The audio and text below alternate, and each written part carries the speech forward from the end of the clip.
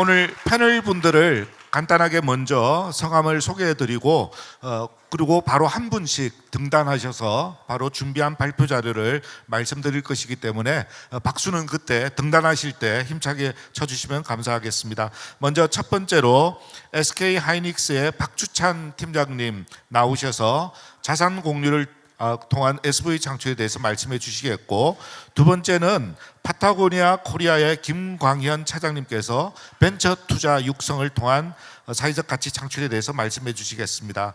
세 번째는 사회적 기업 두레마을의 김영도 대표님께서 프랜차이징 사례에 대해서 말씀을 해 주시겠습니다.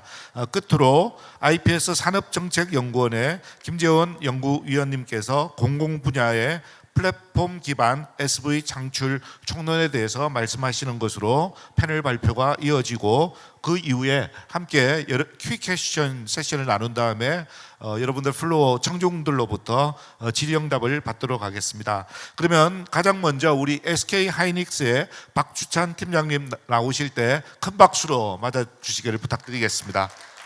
안녕하십니까. 반도체가 지역 특산물이 되는 경기도 이천에서 왔습니다.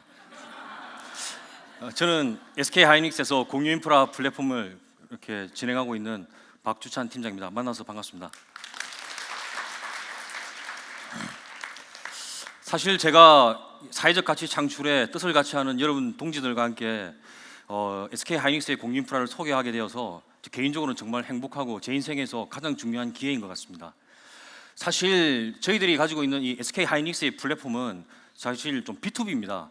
B2B는 기업과 기업 간의 거래를 하는 그런 업에 대한 특성 때문에 사실 이 밸류체인상에서 공유인프라 플랫폼을 운영하는 것이 여러분들한테 좀 낯설 수가 있습니다.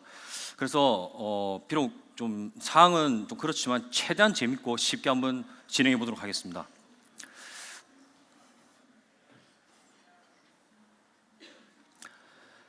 왼쪽에 보는 그림은 한 평짜리 작은 방입니다. 여기에 초능력자가 16명이 있습니다. 그런데 오른쪽에 방을 보시면 초능력자가 128명이 있습니다. 이처럼 공간 사이즈는 그대로 작은 공간이 한정되어 있는데 반도체 기술은 이 어벤져스 앤트맨이 초능력자가 얼마나 많은 사람들이 작게 집어넣고 자기가 생활하는데 전혀 불편함이 없도록 하는 것이 반도체 핵심 기술입니다. 여러분이 사용하고 있는 핸드폰이 크기는 그대로인데 계속적으로 메모리 용량이 늘어나는 것이 바로 이러한 테크 기술 때문입니다. 그런데 이러한 기술들은 솔직히 SK 하이닉스 혼자만이 할 수 있는 기술이 아닙니다. 장비업체, 부품업체, 원료업체 이렇게 기술 인재는 다 모여서 진행되는데 이걸 저희 SK 하이닉스에서는 반도체 생태계라고 말합니다. 그런데 조금 전에 앞에 그림을 보다시피 이 기술이 계속 난이도가 올라가다 보니 SK 하이닉스 입장에서는 이 협력사, 장비업체, 부품업체들하고 협업이 굉장히 중요합니다. 하지만 대기업과 중소기업의 어떤 그런 기술 격차가 좀 차이가 있다 보니 협업을 통해서 시너지를 내기란 사실 어려움이 많습니다. 그래서 SK 하이닉스는 우리가 가지고 있는 핵심 자산을 공유해서 실제로 후방 산업을 리딩하고 핵심 자산을 공유해서 협력사와 함께 윈윈할 수 있는 전략을 하기 위해서 SK 하이닉스 공유인프라 플랫폼을 구축하게 되었습니다. 향후에 장기적으로는 저희들이 허브를 하나 만들 계획인데 그 내용은 뒤에 설명드리도록 하겠습니다. 이게 지금 현재 SK 하이닉스가 운영 중인 공유인프라 플랫폼입니다. 총 8개로 구축되어 있습니다. 첫 번째는 반도체 아카데미입니다. 저희들이 그 현장에 계시는 가장 최고의 현장 기술 엔지니어들과 직접 강의를 합니다. 협력사가 과거에는 납품을 하면서 그냥 이렇게 일을 하다가 그분들이 함께 모르는 내용들을 물어보면서 생생한 어떤 그런 현장의 내용들을 배우기 때문에 실제 SK 하이닉스 공인프라에서 반도체 아카데미는 업계 최고의 유일한 교육기관입니다. 두 번째는 분석 측정 장비센터입니다. 사실 협력사를 잘 모르시겠지만 이렇게 그들이 장비를 개발합니다. 또는 원자재를 개발할 때 이게 성능에 대해서 평가를 해야 되는데 열악한 경영 환경 때문에 사실 테스트 할 수를 중간에 할 수 없습니다. 그런데 SK 하이닉스가 가지고 있는 그 고가의 분석 측정 장비를 그들한테 쉐어를 해주고 그들이 만드는 제품들에 자신감을 가질 수 있도록 하고 또 기술력을 키울 수 있도록 지원해주고 있습니다. 세 번째는 IPR 쉐어링 서비스입니다. 사실 SK 하이닉스는 과거에도 그랬지만 지금도 SK 하이닉스와 중소기업과 특허 분쟁은 제로입니다. 이걸 지향하고 있고요. 두 번째는 대한민국이 IP 강국이 되기 위해서 SK 하이닉스가 가지고 있는 IP 인프라를 전부 주식을 공유하고 쉐어하고 있는 중입니다. 세 번째는 C 컨설팅입니다. 명실상부 SK 하이닉스는 환경, 안전, 보건 분야에서 최고의 인프라를 가지고 있습니다. 이 인프라를 가지고 열악한 협력사를 방문해서 컨설팅을 해주고 나아가서 민간 기업 최초로 산업보건센터를 이번에 개소를 했습니다. 일환경건강센터인데 유일하게 처음을 시도했고요. 이걸 통해서 협력사 구성원들의 직업병들을 예방하는 데서 앞장서고 있습니다. 비록 제가 발표하지만 이 내용은 정말 훌륭한 내용인 것 같습니다. 네. 청년희망 나눔입니다. 청년희망 나눔은 협력사의 인력난과 청년 실업을 동시에 해결하는 채용 프로그램입니다. 작년 같은 경우는 한 100명 정도를 인턴 사원으로 채용을 했었고요. 올해는 160명표로 진행하고 있습니다. 기술혁신기업입니다. 우리 회사의 구매 담당에서 전략적으로 추진하고 있는 아이템인데요. 성장 가능 기업을 매출 한 1,000억 미만의 기업을 딱 선정을 합니다. 그리고 1년에 3개를 선정하고요. 2년 동안 적극적으로 지원을 해줍니다. 그래서 이 사람이 성장 지원이 실제로 실현될 수 있을 때까지 마지막까지 지원을 해주는데 이 플랫폼은 대한민국이 장비 국산화에서 가장 큰 기여를 하고 있는 플랫폼입니다. 나머지 2개는 지금 구축 중에 있습니다. 그런데 그냥 이렇게 했던 그 플랫폼들을 그냥 진행하는 것이 아니라 장기적 관점에서 계속적으로 로드맵을 가지고 있고요. 향후에 이런 프로그램을 통해서 협력사의 근원적 경쟁력을 지원해주고 향후에 또 우리가 갖고 있는 SK 하이닉스가 가지고 있는 품질을 원천 관리를 하겠다는 상호 윈윈 전략을 가지고 있습니다. 사실 별로 중요한 건 아니지만 작년에 저희들이 이 공유인프라 플랫폼을 통해서 달성한 사회적 가치와 경제적 가치의 금액입니다. TBL 성과인데 사회적 가치는 한 830억 정도 산출했고요. 경제적 가치는 한 490억 정도 달성했습니다. 그런데 제가 이 숫자를 그냥 잘 모르는 이유는 이 숫자는 별로 의미가 없을 수도 있습니다. 왜냐하면 정말 중요한 것은 다른 것이었습니다. 제가 이 공유인프라 플랫폼을 공부하면서 그 과정에서 저희들이 가지게 된 내재화된 스피릿이 있었습니다. 조금 전에 봤다시피 저희들이 희소성입니다. 기존에 있던 플랫폼이 없는, 그러니까 기존의 시장을 레드오션과 충돌되지 않고 새로운 시장을 개척하는 개척자 정신입니다. 이걸 배우게 되었고요. 두 번째는 견고한 인프라 체계입니다. 이게 하나의 이벤트로 끝나는 게 아니라 지속적으로 확장할 수 있고 그 다음에 체계가 잘 갖춰야 된다는 것에 주목했습니다. 세 번째는 고객과의 신뢰였습니다. 과거에는 BP사와 협력 관계가 사실 비즈니스 관계였지만 이제는 상생을 넘어 가족으로, 그리고 저희들은 고객을 정의를 할 때 BP사 협력사도 고객으로 지금 정의를 하고 있습니다. 마지막으로 리더의 솔선수범입니다. 사실 공유인프라가 진행하는 과정에서 기존의 생산성이나 생산 효율에 최적화되어 있는 플랫폼과 사회적 가치를 창출하는 과정에서 부딪히는 충돌이 많이 있습니다. 그런데 그 충돌은 아무것도 틀린 플랫폼이 아닙니다. 선한 것과 올바른 것과의 충돌이기 때문에 이 리더께서 항상 먼저 선행적으로 방향을 잡아주실 때 저희들한테 큰 힘이 되었다는 것입니다. 사실 이제 작년 1년 전에 이걸 오픈을 했는데, 이 플랫폼을 오픈했는데 한 41개 협력사를 대상으로 먼저 오픈을 했습니다. 근데 지금 1년이 지났는데 213개 BP사가 한 4,000명 정도가 지금 이 SK 하이닉스 포털 플랫폼에 가입을 해서 활동하고 있습니다. 근데 이제 저희들이 이걸 하면서 하나의 효과를 말을 발견했는데요. 이게 고스트 이펙트라고 합니다. 저희들이 이 포털 사이트를 만들어서 공유를 했는데 이 포털을 전부 다 BP사한테 쉐어를 해줬습니다. 무상으로 권한을 부여해줬습니다. 그러다 보니까 마치 협력사는 이 사이트를 자기들이 구축한 것처럼 돼버린 거죠. 그래서 이 무수한 협력사들이 동시에 이용을 해도 중첩되지 않고 사람과 유령이 만나지 않고 같은 공간에 존재하듯이 이런 고스트 이펙트 효과를 저희들은 이 공유인프라에서 가장 중요시하고 있습니다. 다음은 저희들이 이제 이 공유인프라를 진행하다 보면 사실 수익금이 생깁니다. 이 수익금을 어떻게 할까 고민하고 있는데 저희 이제 상사인 상무께서 야 그걸 왜 당장 또 이게 긍정적인 것을 또 추구하니 한 번 더 사회에 환원하는 게 어때라고 말씀하셨습니다. 그래서 저희들은 이 공유인프라에서 들어온 수익금을 다시 사회에 환원하는 플랫폼을 가지고 있습니다. 그래서 공유인프라 플랫폼을 참가하는 그 회사의 이공계 자녀들에게 해피패밀리 장학금으로 지금 환원하고 있습니다. 그리고 100명을 하고 100명을 통해서 한 3억 정도를 예산을 잡고 진행하고 있는데 현재 상반기에 50명이 일단 넘었고 하반기에 50명을 추진할 예정입니다. 이러한 어떤 선한 피드백으로 저희들이 어떤 국민인프라의 힘이 되어서 계속적으로 추진하고 있습니다. 이거는 저희들이 아까 말씀드린 리더의 솔선수범인데요. 저희 CEO께서 한 달에 한 번씩 협력사를 방문해서 하고 있습니다. 이 프로그램은 기존의 상생관계가 아니라 가족관계에 대한 어떤 개념을 설명해드리고 여지껏 장비 그 다음에 우리 협업을 해서 고맙다라는 고마움을 전하고요. 그 과정에서 우리 SK 가족이 갖고 있는 베네핏 프로그램을 협력사에 함께 나누고 있습니다. 중요한 건 이 가운데 있는 사진인데요. 이 사진 그날 제가 직접 찍은 사진입니다. 이 사진이 오른쪽에 있는 사람이 그 협력사 장비 엔지니어입니다. 그 뒤쪽에 보이고 있는 것이 뭐 우연찮게도 다음 날 저희 SK 하이닉스에 납품할 장비입니다. 한 2년 동안 만들어서요. 그래서 그걸 배경으로 셀카를 찍었는데 찍고 나서 제가 물어봤습니다. 자랑스럽고 뿌듯하십니까? 라고 물어봤더니 이분의 답변은 아니요, 행복합니다라고 말씀했습니다. 진심입니다. 그래서 저희들은 한번 알게 되었습니다. 기존에 저희들이 사회적 가치와 경제적 가치를 창출하는 것은 사실 결과치지만 그 과정에서 행복의 가치가 만들어진다는 걸 알게 되었습니다. 이러한 뜻이 하늘에 닿아서 저희들이 향후에 용인 반도체 클러스터의 상생 협력관으로 구축할 예정입니다. 그래서 정말 현재 이름은 당초에 우리 이름을 이노랩이라고 했는데 아마 신문 기사로 많이 보셨을 겁니다. 근데 이름은 저희 또 대외협력 총괄 쪽에서 사장님께서 위드 테크 센터로도 이름을 지어 주셨고요. 그래서 이 플랫폼들이 정말 향후에 잘 진행될 수 있도록 열과 성의로 노력하겠습니다. 여러분들 동지 여러분께서 많은 지원 부탁드립니다. 감사합니다.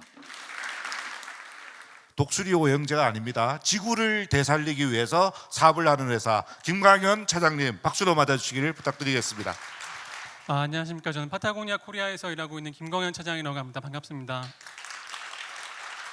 제가 아까 이렇게 발표하실 때 뒤를 잠깐 돌아봤는데 사람이 많구나 했는데 여기 올라와서 보니까 정말 많네요. 이렇게 오후 시간에 그 기업의 사회 그리고 환경적 책임에 대한 이야기를 하는 자리에 이렇게 참석해 주셔서 정말 감사드리고요.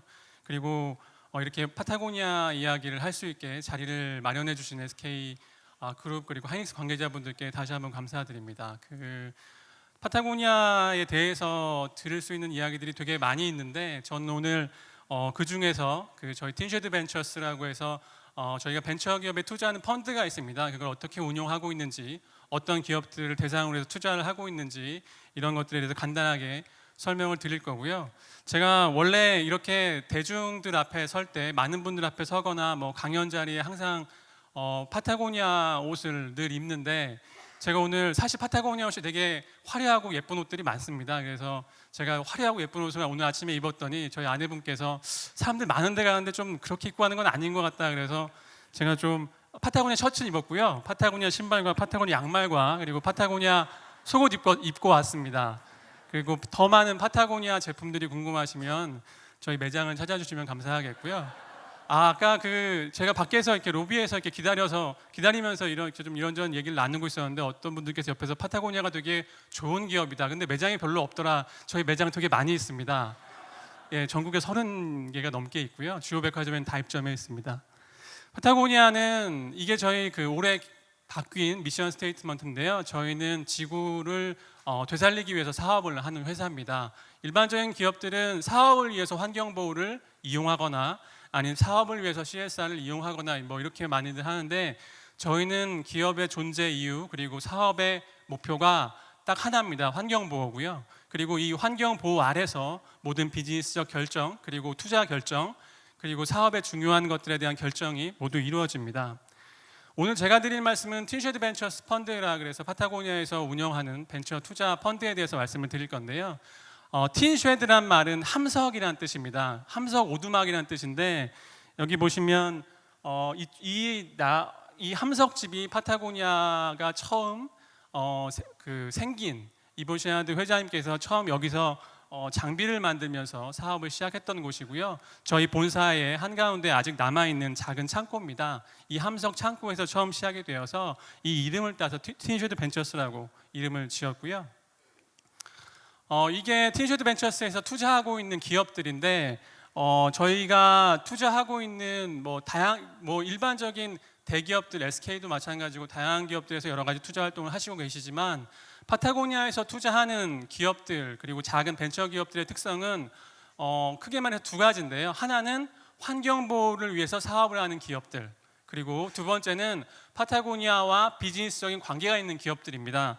그래서 여기 있는 좀 간단하게 설명을 드리면 브레오 같은 기업은 칠레에 있는 남미에서 바다에 버려진 폐기물을 플라스틱으로 만들어서 그걸로 스케이트보드나 선글라스를 만들던 회사고요. 그리고 리뉴어블 에너지 관련된 회사가 있고, 그리고 여기 있는 리제너레이티브 오가닉 어그리컬처는 농업 관련된 일들을 하는 기업 그리고 농장들인데 제가 앞에 입구에 오늘 오시면서 파타고니아 자료집을 받으셨는지 모르겠는데 저희가 앞으로는 그 지구 환경을 되살리기 위해서 특히 지구 온난화를 해결하기 위한 가장 중요한 방법 중에 하나를 농업이라고 생각을 하고 있습니다.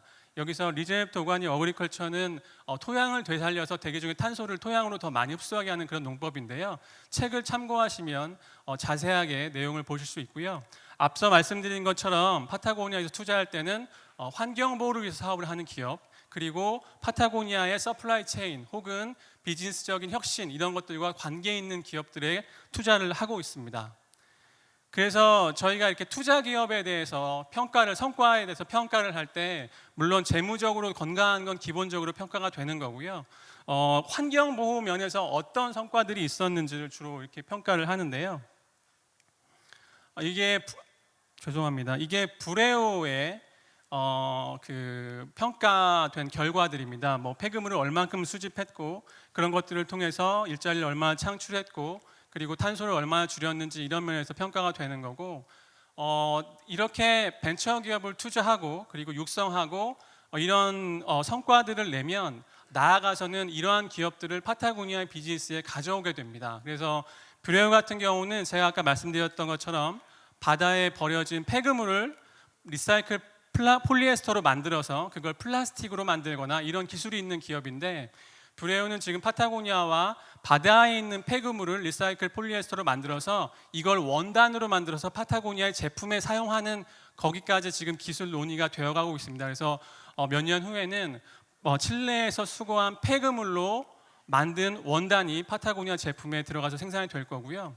그래서 여기서 잠깐 이제 우리나라 현실, 특히 SK에서 마련한 자리에서 제가 이야기를 하고 있기 때문에 우리나라 벤처 기업들, 사회적 기업들에 대한 투자에서 SK 같은 곳들이 어떻게 하면 도울 수 있는지를 파타고니아 사례를 빗대어서 말씀을 드리면, 최태원 회장님께서 여기 지금 안 계신 것 같은데, 최태원 회장님께서 제가 여러 번 이렇게 사진이나 발표하시는 걸 본 적이 있는데 항상 우리 SK 이노베이션에서 투자했고 저희 밖에 지금 부스도 있는 모어덴이라는 기업의 가방을 늘 이렇게 많이 이야기를 하셨죠.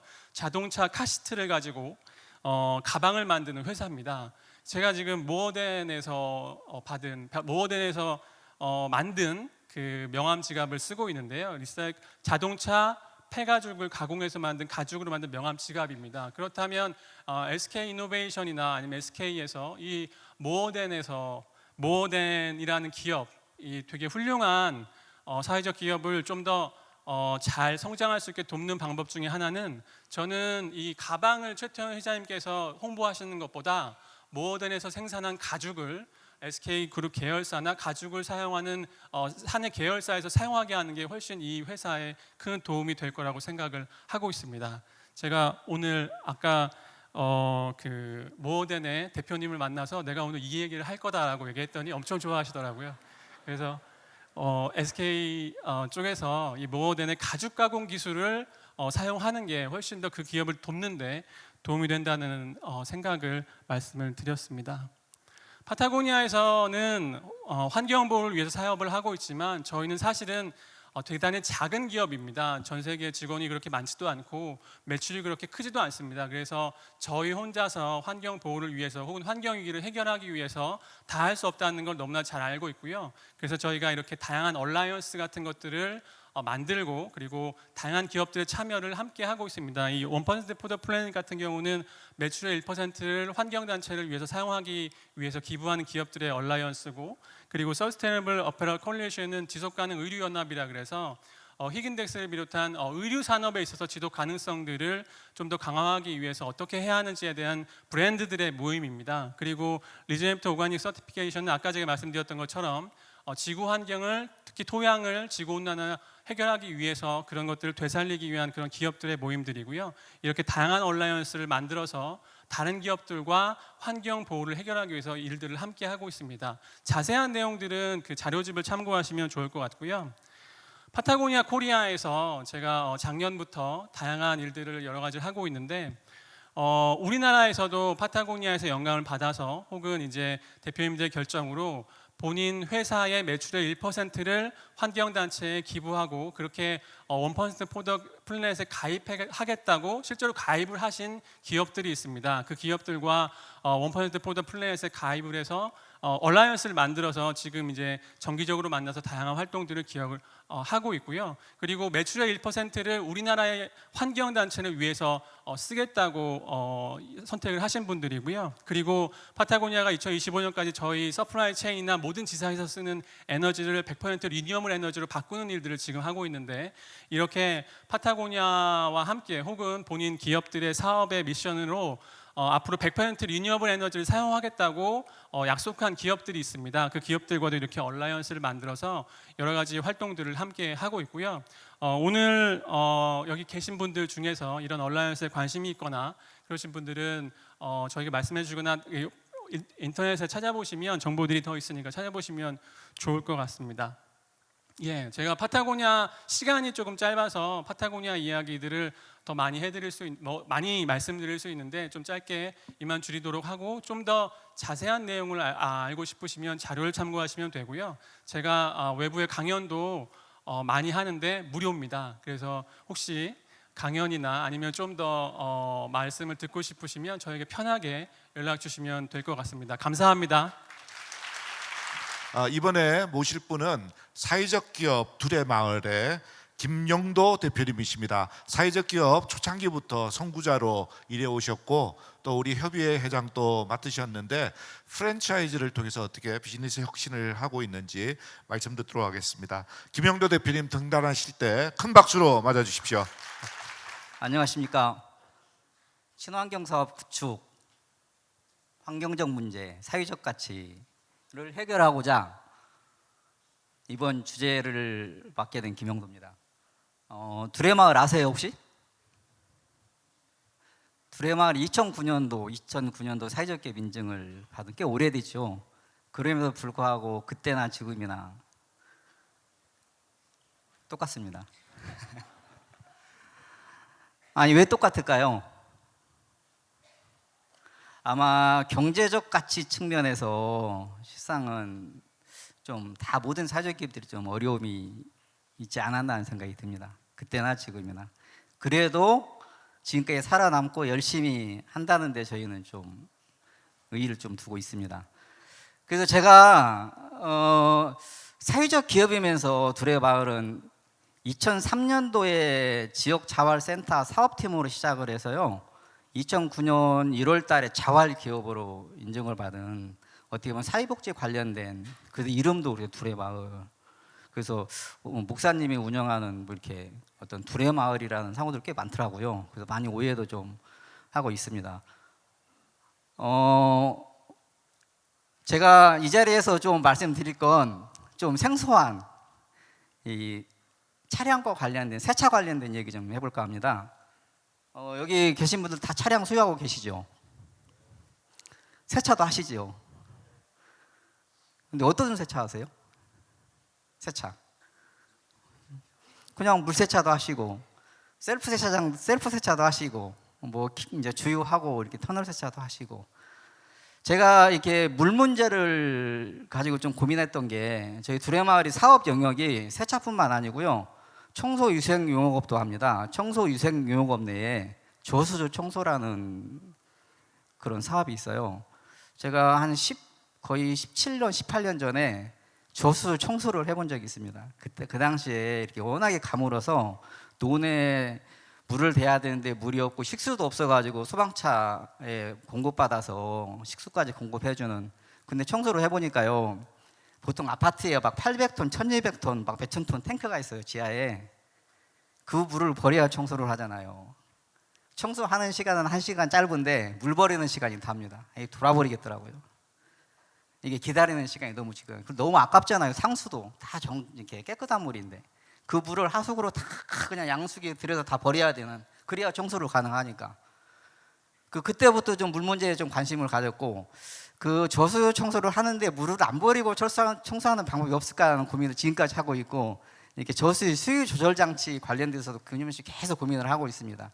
그래서 그 물을 안 버리면 저수 청소 비용 이상에 대한 것들이 나오는데, 이제 그러면서 그게 아직도 진행형이고, 이제 그러면서 제가 지역 자활센터에 2003년도에 사업 지원팀장으로 입사를 했어요. 그래서 저한테 주어진 사업 업무가 청소 유생 용역업하고 청소 사업단, 그리고 세차 사업단 2개를 사업들을 맡아서 좀 운영을 해보라는 겁니다. 지역 자활센터는 저소득층이 이제 오시는 데인데, 그분들한테 교육을 통해서 취업, 창업, 그 탈수급을 좀 목표로 하는 그런 비영리 단체입니다. 이제 거기서 그분들이 인큐베이팅해서 나중에 어떤 기술이 습득이 되고 창업이나 취업까지 할 수 있는, 이제 그 속에서 제가 그 사업팀을 묶어가지고 19분이 발기인으로 두레마을이라는 회사를 만들어서 현재까지 이루고 있습니다. 이제 그래서 거기에서 그 세차라는 게 차의 역사와 같이 하는 게 세차잖아요. 차가 있으면 우리는 세차장이 세차를 하고 있으니. 근데 우리는 여전히 물을 끼얹고 샴푸를 해서 해야 되는 세차로 알고 있잖아요. 그렇게 해야 좀 시원해 보이고 뭔가 좀 했다고 보이고, 물을 취소하셔서 하면은 이게 뭐 세차를 했냐, 잘 닦였냐 꼼꼼히 쳐다보고 문제 제기하고 이제 흠을 많이 잡지요. 그래서 저한테 그 사업을 주어졌을 때 그 참여 주민분들을 모시고 출장 세차부터 했는데 못할 짓입니다.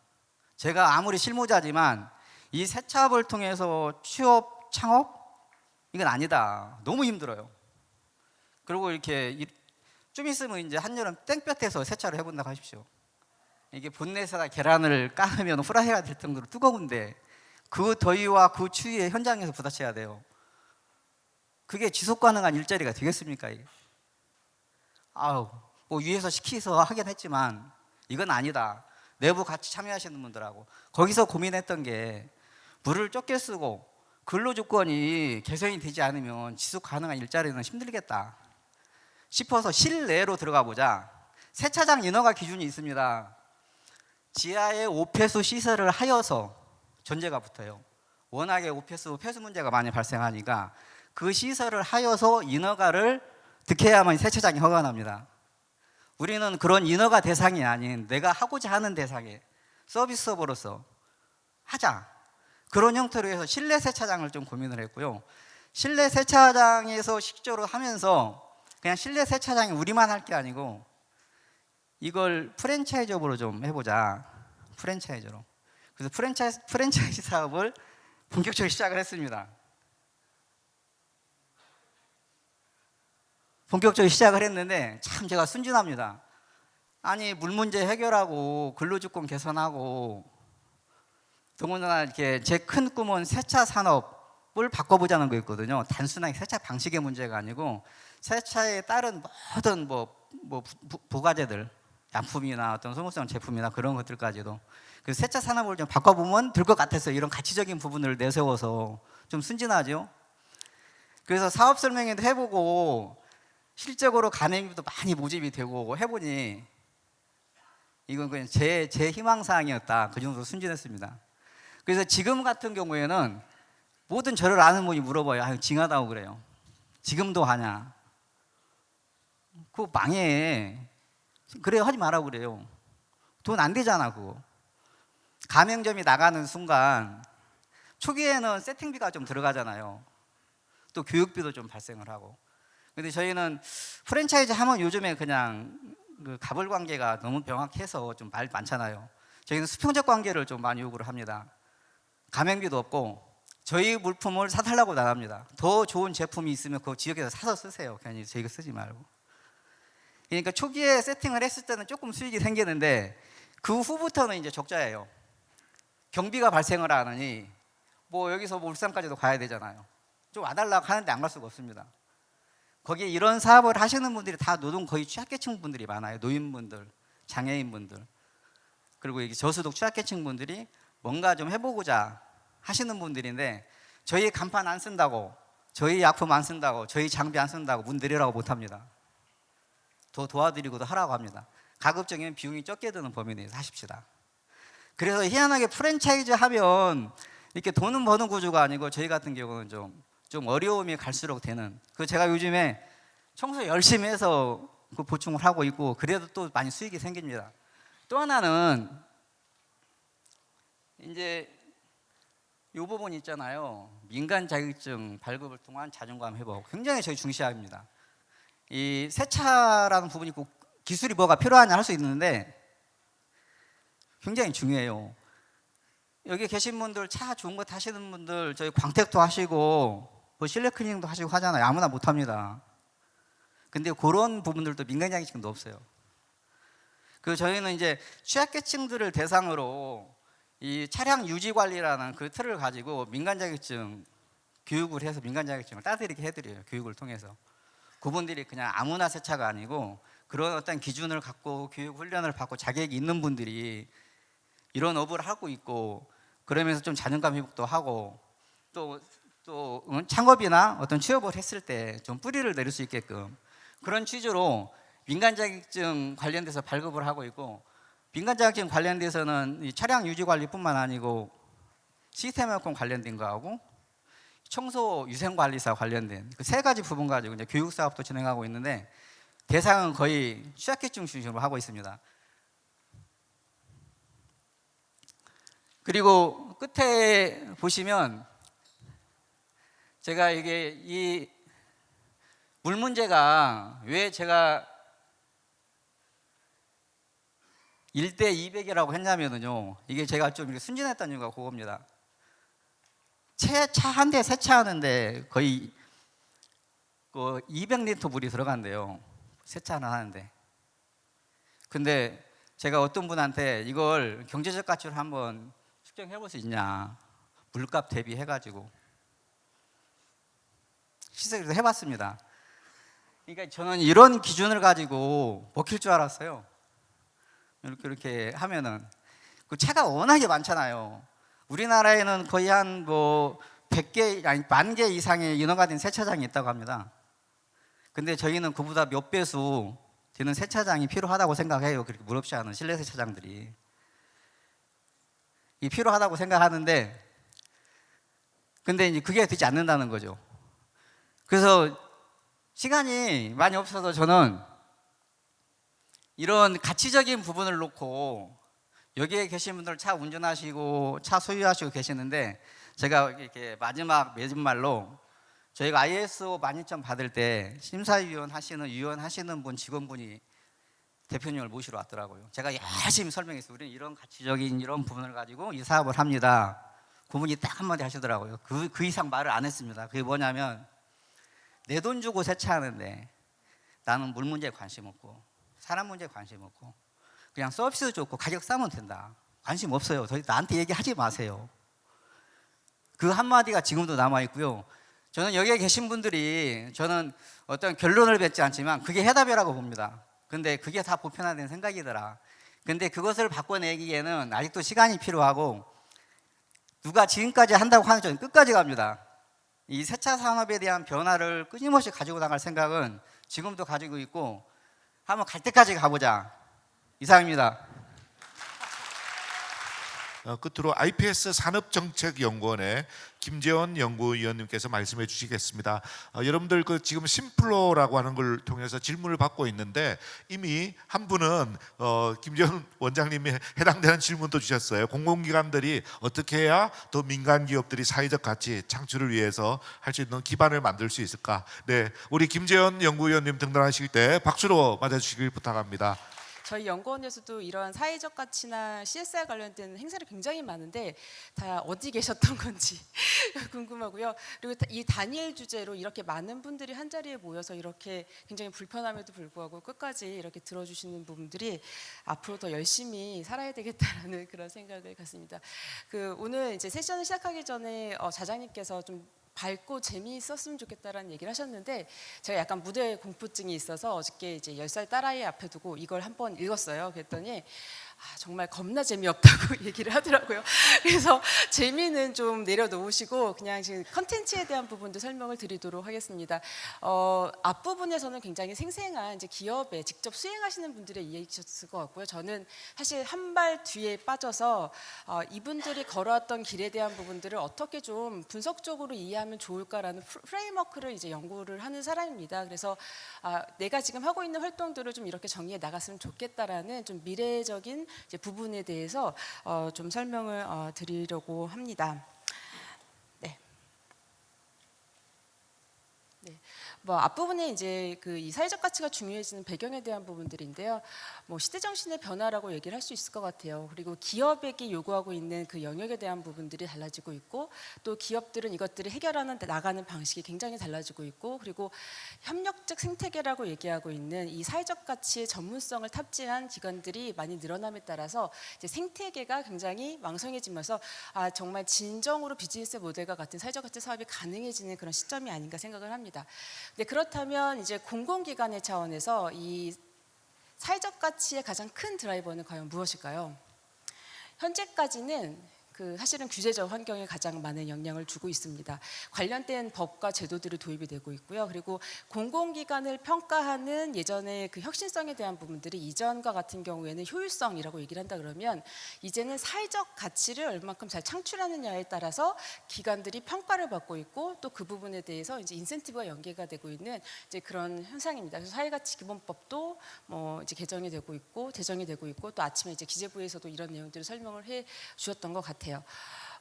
그 사회적 가치에서 공공기관의 사회적 가치가 얘기하고 있는 정의에 대한 내용들은 우리가 민간에서 얘기하고 있는 사회적 가치 기준과는 약간은 좀 차이가 있을 수 있는 부분들이 있습니다.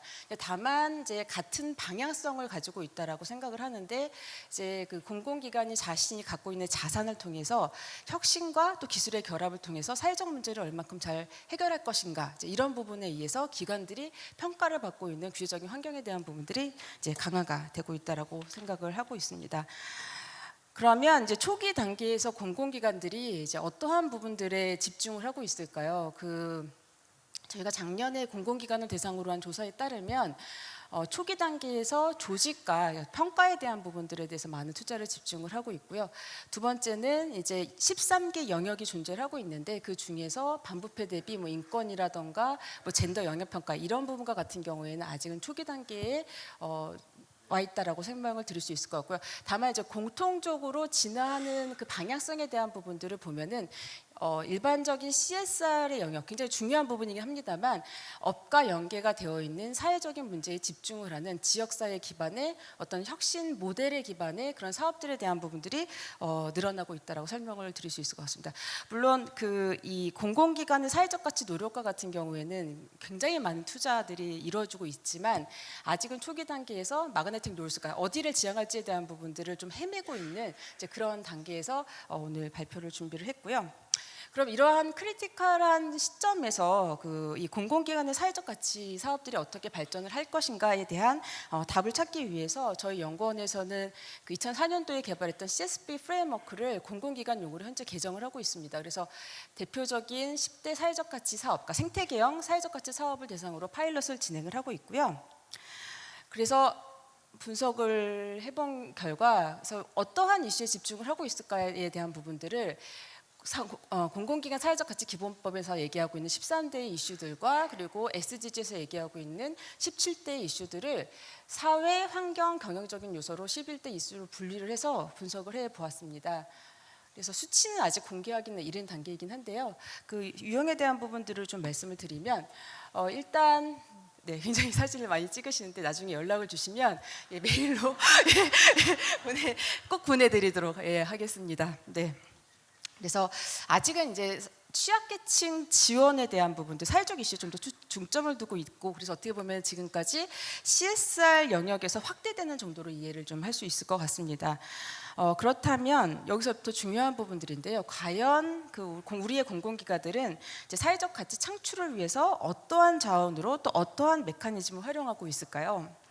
그리고 또 동시에 어떠한 영역에서 가장 큰 임팩트를 창출할 수 있을까요? 그래서 이런 부분에 대한 답을 찾기 위해서 실행 주체에 대한 부분들, 환경에 대한 부분들, 어떠한 자원을 활용하는지, 그리고 자원을 활용하는 메커니즘과 성과에 대한 전주기에 대한 부분들을 분석을 해서 지금 현재 분석을 진행 중입니다. 그래서 중간 단계에 대한 내용들을 좀 말씀을 드리면, 일단 추진 주체와 같은 경우에는 이제 하이닉스도 그렇고 이제 여러 앞서 사례들 말씀을 드렸을 텐데요.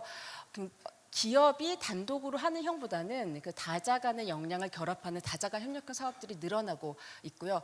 그리고 의도진 사회 문제와 같은 경우에는 이제 일반적인 그 CSR 이슈에 대한 부분도 중요하겠지만 여기 한 발 더 나아가서 업과 연계된, 예를 들어서 한정과 같은 경우에는 에너지, 그다음에 국민건강보건과 같은 경우는 보건복지, 이렇게 업과 관계되어 있는 이슈에 대한 대표적인 생태계형 사업들이 늘어나고 있는 부분들을 확인을 할 수 있었습니다. 그리고 자원의 활용과 방식에 대한 부분들을 보면은 단순한 기부형보다는 그 SK 하이닉스에서 얘기하고 있는 어떤 생태계를 활용한 업과 연계되고 있는 새로운 생태계를 창출하는 식, 그리고 혹은 그 이 다자간, 특히 이제 소셜 벤처라던가 사회적 경제 조직, 그리고 혹은 청년 창업, 이러한 다양한 기업들이 이러한 기반을 가지고 새로운 신사업과 신아이디어를 창출할 수 있는 구조적인 그런 접근법에 대한 것들이 늘어나고 있는 거죠. 그러니까 흔히 얘기하는 이제 가치 사슬형 사업들이 늘어나고 있는 부분들을 살펴볼 수 있었던 부분입니다. 자원 관련해서 좀 한 가지 좀 짚고 넘어갈 부분들이 공공기관의 그 사회적 가치 창출 활동들을 보면은 유휴 자원들을 활용한 사업들이 굉장히 많습니다. 혹은 그 이 사회적 약자를 고용하고 있는 그 사업장을 입주를 시킨다던가 그런 부분들이 많은데요. 그러한 사업 자체도 굉장히 의미가 있는 부분들이 있지만 이것이 업과 연계되어 있는 핵심적인 자산을 활용한 사업과 두 개의 임팩트의 영향의 크기를 비교한다라고 한다 그러면 어떠한 부분이 더 큰 가치를 지속적으로 창출할 것인가에 대한 부분들은 이제 한번 고민해 볼 수 있는 영역이라고 생각을 합니다. 그리고 이제 평가에 대한 부분도 SK 쪽에서도 굉장히 많은 평가에 대한 부분들을 고민을 하고 계실 텐데, 마찬가지로 공공기관 같은 경우에는 경제적인, 사회적인 환경에 대한 부분들을 정성적, 정량적으로 모니터링하는 초기 단계의 투자들이 이루어지고 있다라고 볼 수가 있을 것 같습니다. 그래서 구체적인 사례에 대한 부분들인데요. 사실 그 시간 관계상 아주 하나하나 기업들을 자세히 설명드리기는 좀 어려운 부분들이 있지만 좀 공통적인 특징에 대한 부분들을 좀 몇 가지 말씀을 드리면, 일단 인천한마공사와 같은 경우에는 지역별, 업종별 파트너십을 결성을 해서 어떤 지역 공동이나 업의 공동의 아젠다를 좀 공동적으로 대응하는 그런 형태를 띠고 있는 부분들이 있고요. 그리고 집중하고 있는 아젠다와 같은 경우에도 단순히 그 일반적인 CSR 보다는 그 업과 연계가 되어 있는, 예를 들어서 해양환경공간 같은 경우에는 해양 생태계 복원을 위한 솔루션 개발을 민간 기업과 같이 한다라던가 이런 식으로 업과 관련된 생태계를 조성하는 방식으로 진행이 되고 있습니다. 그리고 실행 단계에서 설명을 드리면 일단 업과 연계된 사회 문제에 집중을 하고 있기 때문에 그 유형 자산뿐만 아니라 기술과 전문성, 이런 부분들을 활용하는 핵심 무형 자산을 활용하는 경우가 굉장히 많은데요. 그래서 이제 해당 분야의 클러스터를 구축을 하고 거기에 대한 생태계를 협력적으로 운영하는 그런 케이스가 많습니다. 수자원공사 같은 경우에는 물 산업과 어떻게 보면 산업화를 연계를 해서 후방 생태계들을 육성할 수 있는 이제 물산업 플랫폼을 만들고, 그리고 이 기업들이 해외 진출을 돕는 전주기적인 지원에 대한 부분들을 활용을 하고 있고요.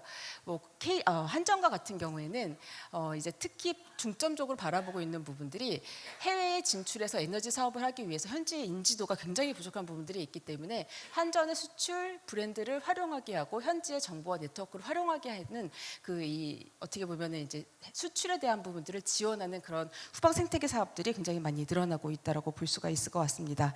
그래서 이렇게 사회적 가치 사업이 단순히 기존의 CSR 사업을 재해석하는 것이 아니라 억과 관계되어 있는 핵심 자산을 활용한 사업의 모델로 발전이 되고 있기 때문에 평가에 대한 부분들이 굉장히 중요하죠. 그래서 SK와 많은 MOU를 맺고 평가를 하는 경우도 굉장히 많은데 AT 등 굉장히 많은 공공기관에서 이 사업에 대한 아웃컴과 아웃풋에 대한 평가에 대한 부분들, 정성적인 평가에 대한 부분들, 정량적인 평가에 대한 부분들을 같이 가져가고 있는데요. 공공기관에서 얘기하고 있는 가장 그 평가의 주안점은 두 가지라고 보시면 됩니다.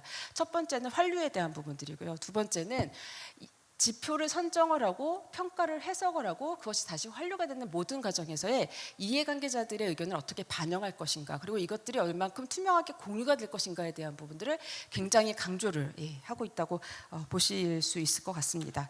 그래서 시간이 없어서 빨리 넘어가면 공공기관의 대표적인 이 소셜 밸류 사업들이 앞으로 어떻게 전개될 것인가, 방향성에 대한 것인가, 이런 부분들을 추론을 해보면 일단 업과 가장 밀접하게 연계된 핵심 사업과 연계가 돼야 되는 부분들이 필요하다. 가령 물, 에너지, 운송과 같이 산업화를 통해서 이 기관들이 협력적 생태계를 구성할 수 있는, 그것이 소셜벤처가 됐던 사회적 경제조직이 됐던 청년 창업이 됐던, 이 사람들이 우리가 갖고 있는 자원을 최대로 활용해서 생태계를 육성하고 또 그들의 새로운 아이디어를 우리의 생태계를 통해서 산업의 경쟁력을 일으키는 그러한 방식의 사회적 가치 모델들이 훨씬 더 많이 발전이 될 것이다라고 얘기를 하고 있는 부분들이고요. 그에 따라서 이 사업이 정말 소기의 목적에 따라서 이 평가될 수 있는지에 대한 평가에 대한 부분, 환류에 대한 부분들이 아주 중요하게 강조가 되고 있을 것 같습니다. 그래서 앞으로의 공공기관은 이 산업의 앵커의 기관으로서 이제 벌추얼한 산업단지 공단을 상상해 주시면 될 것 같아요. 길을 닦고 어떻게 보면 그 사람들이 사업할 수 있는 공간을 제공하고 기술력을 제공하고 그러한 다양한 역량에 대한 것들을 연결할 수 있는 벌추얼 산업단지 공단으로서의 앵커로서의 역할에 대한 부분들이 중요해지고 있다라고 설명을 드릴 수 있을 것 같고요.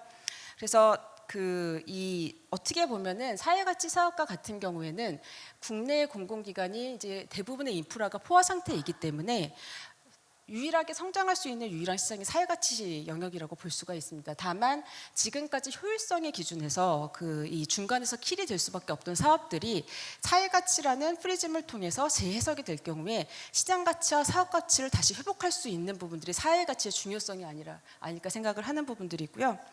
이제 마지막 질문으로 다시 돌아와서 이제 크게 지금 말씀드렸던 내용에 대한 것들을 6가지로 요약을 한 내용인데요. 이제 시간 관계에서 넘어가도록 하고 있고, 다시 이제 처음의 질문으로 돌아가서 공공기관의 사회적 가치는 어느 영역에서 가장 크게 창출할 수 있을까? 임팩트가 가장 크게 나올 수 있는 영역은 무엇일까라는 질문에 대해서 핵심 사업과 연계된 공공기관의 자원과 인프라라고 생각을 합니다.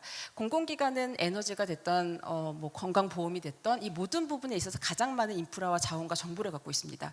그 정보를 공유를 통해서 민간 생태계를 활성화시킨다라고 한다 그러면 사회적 가치, 그리고 그것이 혁신 성장이 됐던 그러한 많은 사회적인 문제를 해결할 수 있는 하나의 통로가 되지 않을까 생각을 하는 부분들이고요.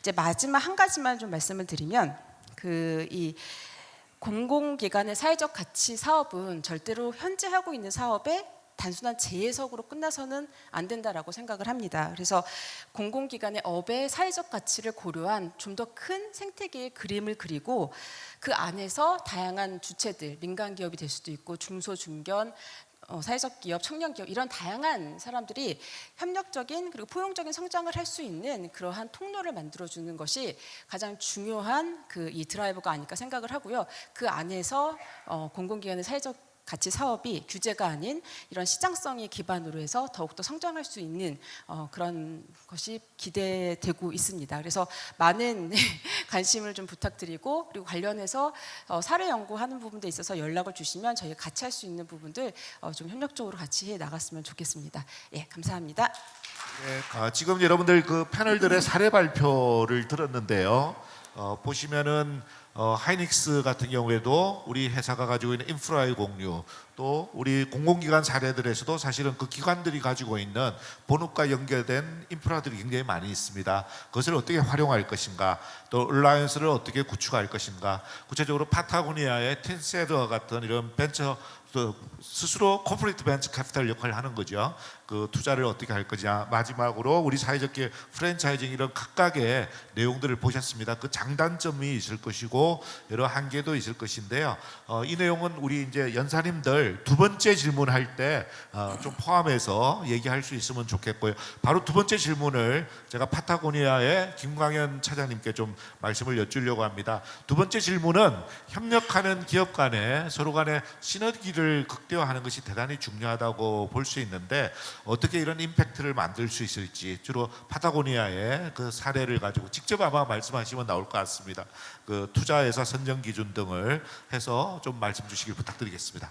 제가 아까 그 발표할 때 말씀을 드렸던 것처럼 단순히 투자를 했고 그 기업에게 뭐 어떤 지원을 했다 해서 끝나는 게 아니라 궁극적으로는 그 기업과 비즈니스적 연계가 있어야 된다고 생각을 합니다. 그래서 아까 모어덴 사례도 말씀드렸고 저희 브레오 사례도 말씀드렸던 것처럼 모어덴의 가방을 홍보하는 것이 아니라 모어덴의 가죽을 우리 회사가 사용하고 그리고 브레오의 폐기물로 만든 리사이클 폴리에스터를 그 회사 제품을 뭐 판매를 홍보해주거나 이런 것들이 아니라 그 회사의 기술을 저희 브랜드에 적용을 해서 저희가 옷을 생산하는 데 쓰고 이런 식으로 비즈니스적인 연계를 하는 것이 협력하는 기업 간의 시너지를 극대화하는 방안이라고 생각을 합니다. 네, 대단히 감사합니다. 지금 이제 기업들은 그 오픈 이노베이션이라고 해서 대표적인 사례가 지금 직접 이렇게 기업이 벤처 캐피탈 역할을 하는 거죠. 잘 아시는 이제 구글이 알파벳이라는 지주회사를 통해서 이런 일을 하고 있고요. 직접 이제 인큐베이팅이나 엑셀러레이팅을 그 내부에서 하기도 하고 이노베이션 랩이라는 사내 기업가들을 양성하는 다양한 방식이 있는데 파타고니아의 그 중에 한 사례를 이제 말씀을 들었고요. 이제 SK 하이닉스의 박주찬 팀장님께 이런 공유와 협력을 추진해 나가는데 우리가 주의해야 될 것이 어떤 것이 있을까? 어떤 직접적인 장애 요인 또 그것을 극복하기 위한 노력 이런 것들 소개를 좀 듣도록 하겠습니다. 팀장님 부탁드리겠습니다. 이미 일주일 전에 받은 질문이라서 답변을 아주 잘 준비했습니다. 사실 내용은 이렇습니다.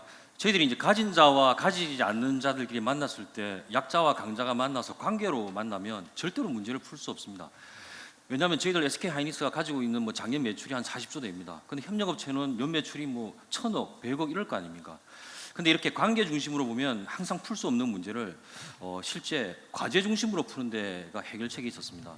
저희들이 마주 보면서 이 문제를 너 뭐 도와주면 될 때 너는 뭐 해줄래 이런 관계가 아니라 같이 이렇게 바르게 서고 문제를 같이 보고 우리 반도체 생태계를 활성화시켜서 우리 서로 어떤 역할을 할까 뭐 이런 식의 어떤 시각을 바꾸는데 생각으로 이제 많이 시간이 걸리지 않았습니다. 왜냐하면 이게 이제 처음에 어려울 거라 생각했는데 굉장히 좀 쉬웠고요. 왜냐하면 이게 화학적 결합은 한 번 순간 딱 깨우침이 있으면 돌변하지 않습니까? 그래서 사람이 뇌자가 우리가 진행할 때 얼마나 시간이 걸릴까 고민하는데 사실 교감, 공감, 그 다음에 정말 신뢰가 있으면 한순간에 바뀌더라는 겁니다. 근데 문제는 이런 변화의 마음과 대비 이미 기존에 굉장히 단단한 인프라가 구축되어 있지 않습니까? 물리적 되어 있는 그 구축된 인프라를 하나하나 고치는 그 절대적으로 필요한 시간들이 있었습니다. 그 시간을 좀 더 기다려주고 믿어주는 사회 환경이 제일 중요하다고 생각합니다. 이런 부분이 약간 장애였지만 뭐 이겨내려고 하고 있습니다. 네, 대단히 감사합니다. 네, 박수 치실 거면 크게 쳐주시기 바랍니다. 사실 오늘 이 세션 그 퀴퀘스천 중에 마지막 좀 랩업하는 성격의 질문인데 우리 IPS의 김재원 연구위원님께 말씀 여쭙겠습니다. 앞선 논의들을 이렇게 좀 종합해봤을 때 공유와 협력이 오늘 우리가 이제 비즈니스 혁신에 대해서 하는 것이 큰 주제잖아요. 이런 공유와 협력이 어떻게 새로운 시장 또는 비즈니스 모델을 발굴할 수 있도록 기여할 수 있을 것인지 또 지속성을 가질 수 있을 것인지에 대해서 우리 김재현 연구위원님께 좀 말씀 부탁드리겠습니다. 네, 또 말을 하게 되네요. 네, 일단 그 공공기관에 대한 사례를 좀 먼저 말씀을 드리면 이제 공공기관과 같은 경우에는 이제 국내에 이제 인프라들이 거의 구축이 완료가 되었고 포화 상태에 이르렀기 때문에 어떤 새로운 시장, 새로운 혁신이 없다라고 한다 그러면 지속적인 성장이 굉장히 어렵습니다. 근데 이것을 돌파할 수 있는 부분들이 사회적 가치 영역이라고 생각을 하고 있어요. 그래서 어떻게 보면은 이 지금까지는 효율성의 논리만으로는 사업화될 수 없었던 사업들이 사회적 가치의 그 잣대로 적용을 하고 재해석을 했었을 때 시장성을 가질 수 있는 영역들이 굉장히 많거든요. 그래서 그런 부분들을 어떻게 민감성을 가지고 발굴해 나갈 것이냐 이것들이 굉장히 중요하다고 생각을 하고요. 그리고 이제 다행히도 이제 민간 쪽에서 전 세계적으로 굉장히 많은 기관들이 이러한 인클루시브한 포용적인 비즈니스 모델에 대한 부분들이 성공을 하고 있습니다. 시장에서 입증이 되고 있는 부분들인데요.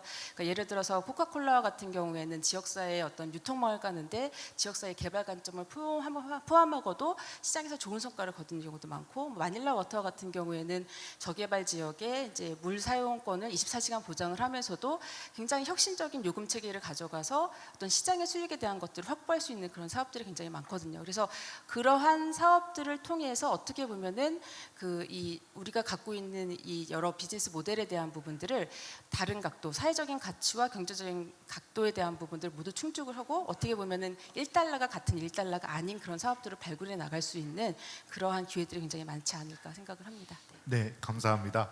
우리 김영도 회장님 앞서 사회적 기업에 대해서 말씀을 해주셨는데 마무리 말씀으로 우리 두레마을과의 연대 협력 공유를 위해서 어떤 것이 가장 필요할지 한 말씀만 좀 해주시죠. 네.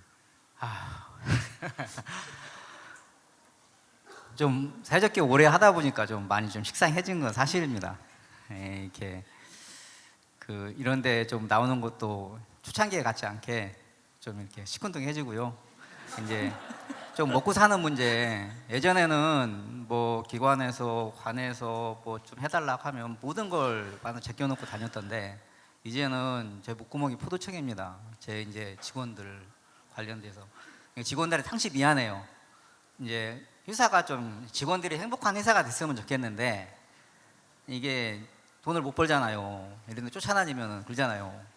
그래서 직원들이 당시 미안하고 또 용역업을 하다 보니까 신규로 이렇게 어떤 계약하면은 그쪽에 소속돼 있는 용역회사 직원들 저희 직원으로 바뀌었잖아요. 용역회사 하면은 뭐 대표하면 대표 바뀌고 회사 이름 바뀌고 계속 이렇게 넘어가잖아요.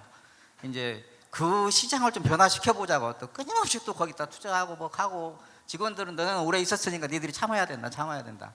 그러다 보니까 10년이 흘렀더라고요. 네. 그래서 너무 힘들고, 그래서 저는 이제 어차피 세차 관련해서 얘기했기 때문에 아까 ISO 관련해서 얘기했잖아요. 이 세차 산업 자체를 좀 바꿔보자 하려면 관심이 없으면 안 됩니다. 여기 계신 분들 다 머릿속에 사실적인 다 이해하고 다 압니다. 현장에 가서, 가정에 가서, 직장에 가서 이런 내용들을 실전 행동 속에 끊임없이 알리는 방법밖에 없습니다. 네, 저는 이것들을 같이 공유하자. 나만이 아는 게 아니고, 그리고 직접 현장에서 실전 행동을 좀 하자. 뭐 사회적 기업 제품 하나 구매해주고 서비스 한번 이용해보고, 이게 좀 질이 떨어진다고 안 쓰면은요 끊임없이 안 써져요. 그리고 발전을 못합니다.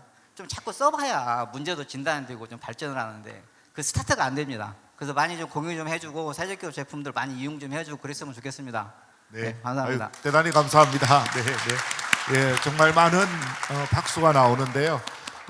말씀대로 정말 자존감을 가지고 또 자부심을 가지고 이렇게 시작한 내용인데, 사실은 제가 진흥원장하고 그럴 때도 박람회나 이럴 때 사회적 기업가 분들이 오셔서 부스도 세우고 많은 홍보도 해달라고 부탁을 드리지만 매일매일 현업이 바쁜 그 비즈니스 중에 오셔서 시간을 뺀다 하는 게 보통 쉬운 일이 아니거든요. 근데 굳이 이런 자리에 그래도 와주신 것은 이런 사회적 가치라고 하는 것을 널리 전파하고 우리가 공유하고 확산할 수 있는 그런 플랫폼이라고 생각하셔서 동참해 주셨다고 생각합니다. 다시 한번 우리 특별히 김영도 회장님 위해서 박수 크게 보내주시길 부탁드리겠습니다.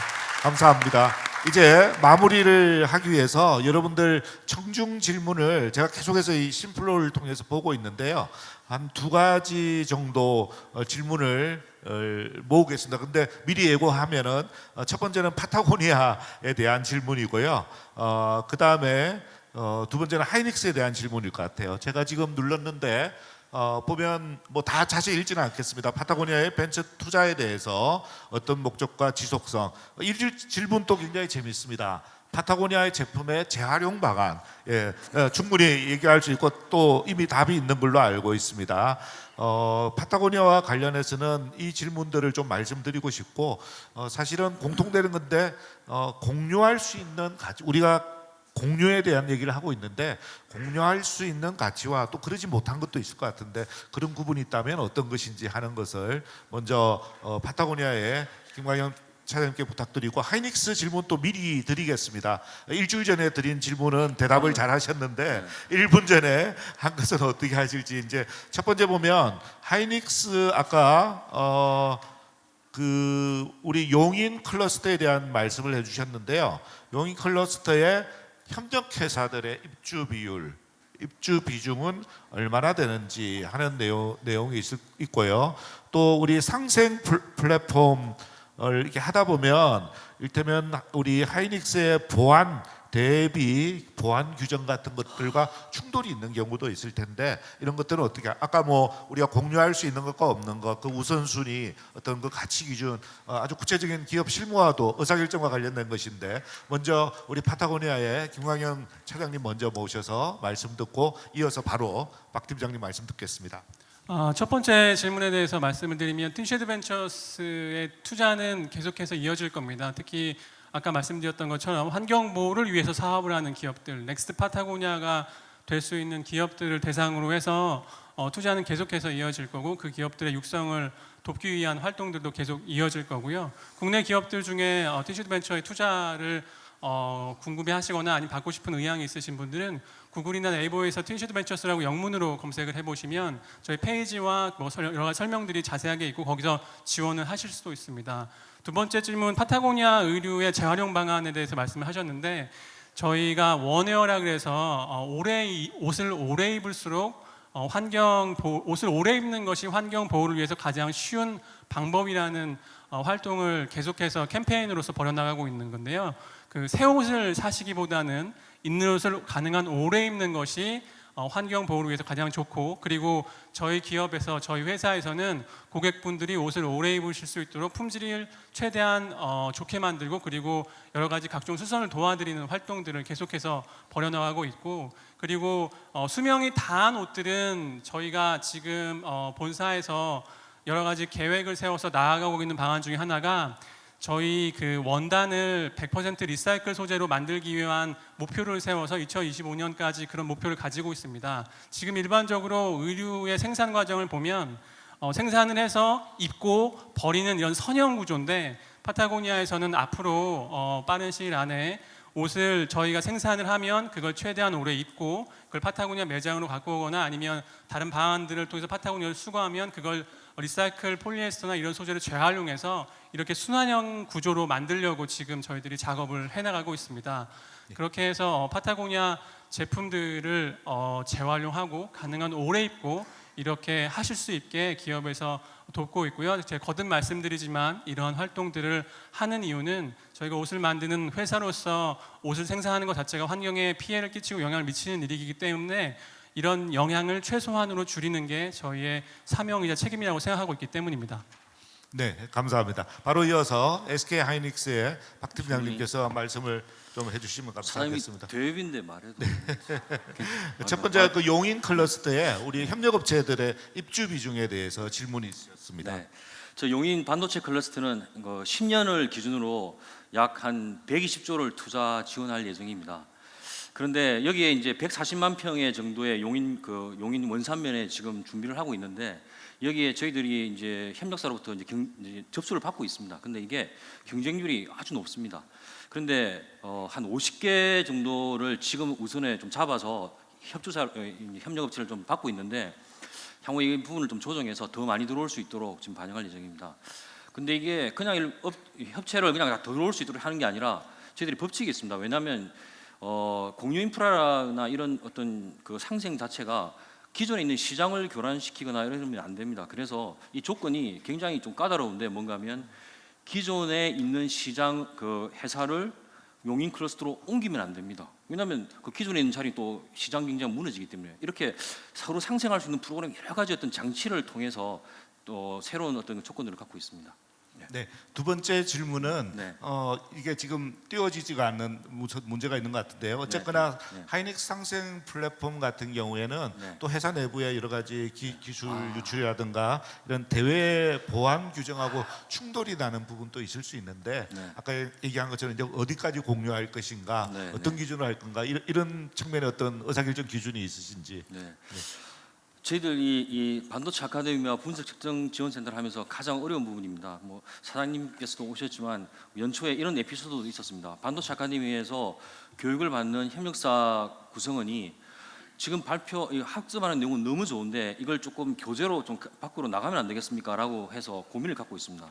그런데 사실 이게 국내 반도체 생태계에서 강화시키는 데 문제가 없는데 이게 좀 외부로 나가면 또 경쟁사가 한국이 아니라 또 중국의 굴기, 반도체 굴기도 있고 또 미국도 있고 여러 가지 어떤 복잡한 문제들이 좀 숨어 있습니다. 그래서 항상 저희들이 그 이제 교재나 외부로 나갈 때 이 플랫폼을 만들 때는 첫 번째 엔지니어들의 검수를 거칩니다. 그리고 두 번째는 산업보안팀의 최종 파이널 검증을 거치는데 저희들은 최대한 외부로 많이 나갈 수 있도록 계속 밀어붙이고요. 산업보안팀은 최대한 못 나가게 막고 있는데 이 싸움은 지금도 계속되고 있습니다. 네, 감사합니다. 네, 여러분들께서 굉장히 좋은 질문을 많이 주셨는데 시간 관계상 다 저희가 이렇게 소화하지를 못했습니다. 그렇지만 오늘 보니까 이 자리에 민간 영리 기업은 물론이고 또 학계 또 공공기관까지 여러분들이 자리를 함께 해주신 것 같아요. 내년에는 우리 아마 더 훨씬 더 넓은 장소에서 뭐 코엑스보다 더 큰 장소를 빌려가지고 우리 SK그룹뿐만 아니라 뭐 다른 포스코라든가 여러 그 민간 영리 기업 또 정부 공공기관 모두가 함께하는 그런 축제장을 만들었으면 합니다. 오늘 끝까지 좋은 시간 보내시길 바라고요. 함께해 주신 여러분들께 감사의 말씀드립니다. 고맙습니다.